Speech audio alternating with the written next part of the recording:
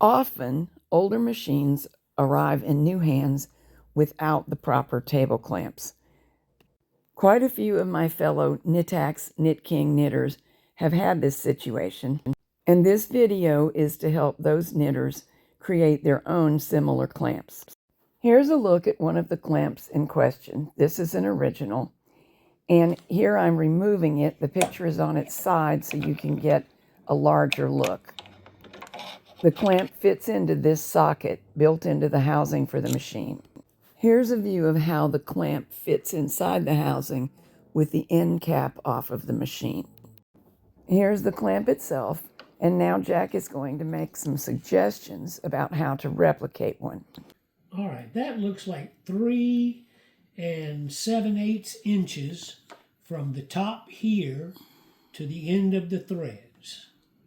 So, 4 inches wouldn't hurt. It's just a wing nut. But so you know that it has 2 inches of threading on it. Let me hold this where you can see it too. Not quite 2 again, 1 7/8 of an inch of threading. All right, the other critical dimension is this one. And it looks like we have 3 1/8 inch extension here. Here? No, here. Oh. This piece. See, I was using this as a stop for the ruler. I see. I put it up against this piece of bracket, like so. Then put the ruler to stop there. Okay. All right, I can see what it is now. This is 8 centimeters. So that's 8 centimeters, and everybody has metric tools now. So that is 11 centimeters on this long piece here. And the threading is, if we go back to the metric scale, 4.5 centimeters of threading. Now this piece, this is the table surface right here. So this flat and this flat are what go underneath the table. This stop is somewhat critical because it will go right up to the edge of the table so that you have a good sturdy support for this threaded rod bracket. There's a hole in the bed that accepts this. And what I'm thinking is this is plastic, probably a Bakelite type plastic. But if you have any aluminum stock, drill a hole in the aluminum stock, mill this off, and just make it one surface across there that goes to the table bottom. It seems to me that if you don't have access to aluminum stock, hardwood would be an option. Yes, hardwood would be just fine. This looks to be 5.5 centimeters. All right, the rise on this end looks to be about 8 millimeters.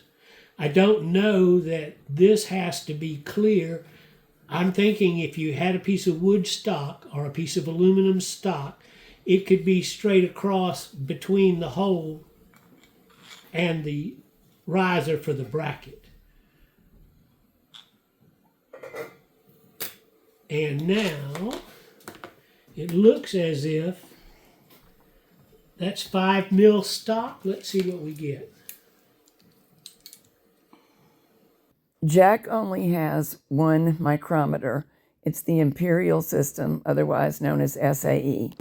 He found some variation along the shaft of the stock, but it's 0.02 of an inch. Here are the numbers he got and how they would convert to the metric system.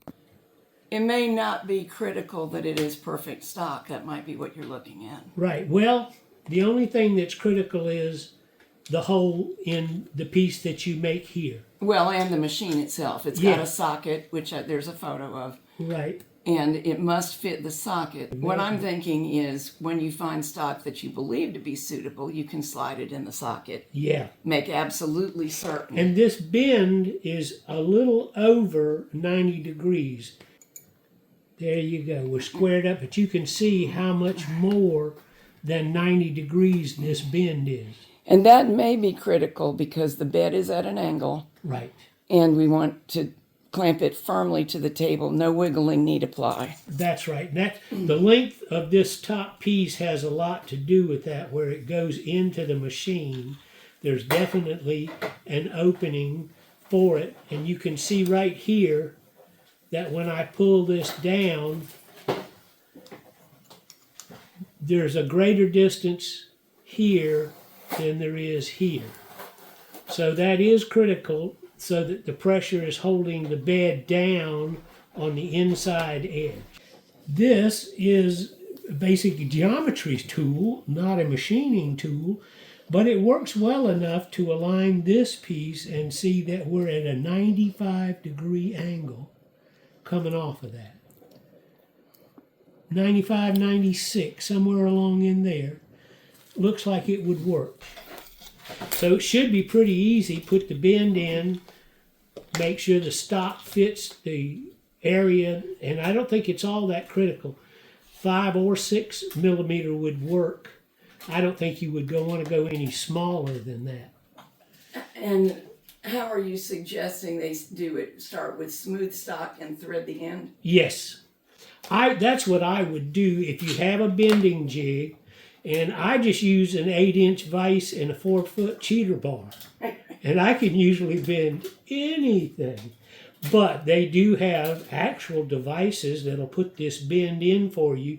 And you can stop it at 90 degrees and bump it a little bit until it looks like this one does. Fellow knitters, we hope this helps you.